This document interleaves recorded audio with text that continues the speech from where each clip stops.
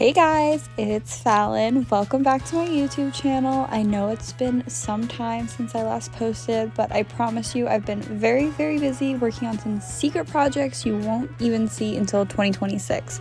But once those are out, I'll make sure you guys know about it. Today we are just going to be rolling with a brand new white belt at my gym. His name is Bryce. I forgot to ask how much he weighs, but he's around my height, so probably around 5'8". And I would say 160. I'll double check with him and then get back though to make sure. He's probably been training for about 3 months now, and he's a very quick learner. He takes everything we say to him and actually utilizes it and applies it in his jiu-jitsu, which is awesome to see, especially when someone's a new white belt, because that's not always the case. But I think he's going to be really good if he sticks with it. Oop, that's just a fake judo throw. I was trying to scare him because I told him I was going to film us. Okay, now we're getting back to real jiu-jitsu. So I am just doing a little foot on bicep. That way I can snatch the triangle as I just did there. That's my favorite setup for a triangle, is the foot on bicep. I just switched over to an omoplata because his arm was tucked to my hip. So that allows me to easily transition to an omoplata by just hip escaping out, grabbing the hip, opening my legs into a little cheerleader pose, kind of like an S mount but on his arm, and I'm able to elevate my hips and finish the omoplata.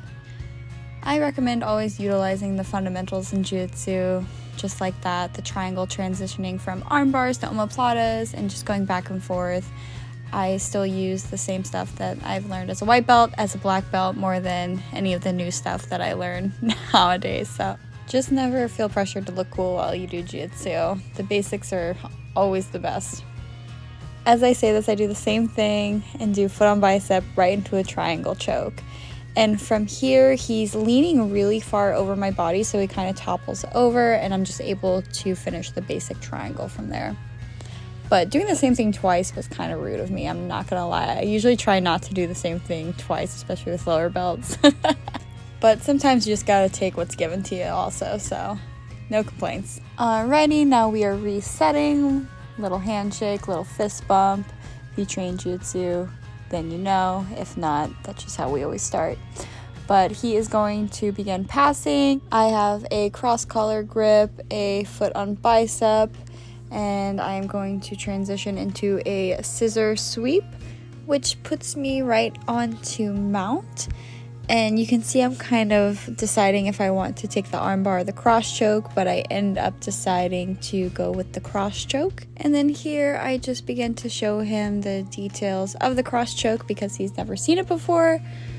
So I'm showing him you can't just go right in for both lapels and get a cross choke, because most people are protecting their neck because they know what they're doing. So with the second hand, it's easier to slide it all the way over the head and then bring your elbow into their face to make their chin turn the other way, so it leaves an opening for you to get that second hand deep into an actual choking position. And typically if you are doing this position and you secure it well enough, you can just slide that choke into almost just grabbing the trap muscle, that top piece of the gi, and you can finish the choke rather than, you know, reaching in and trying to fiddle with the lapel and get the cross choke.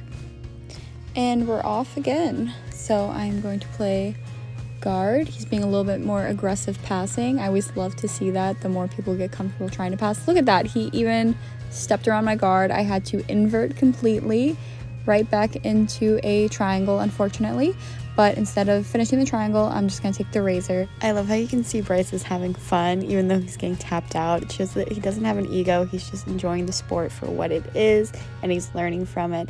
And I absolutely love seeing that in white belts. So now we're starting again, and I am doing De La Riva into a Berimbolo, but I'm not completing the Berimbolo, and I'm just coming on to mount. And I'm moving him away from the beanbag, so I'm not suffocating him in it. And then I am going to go to an S mount, right into an arm bar.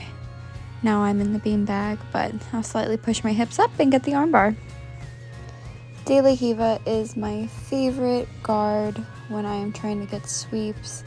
I hit that little half sweep all the time just by threading my leg all the way through, pushing with my opposite leg, making a backwards roll directly onto mount. That's why I called it, it's kind of like berimboloing, but it's only like a half berimbolo because you don't actually go through with the back take.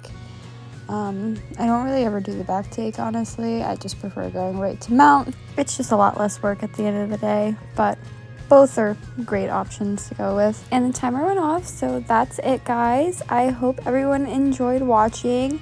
I will definitely re-record us rolling when he gets his blue belt. I always like doing that to the white belts just so they can actually see the drastic improvement they have within the 1 or 2 years it takes to get their blue belt.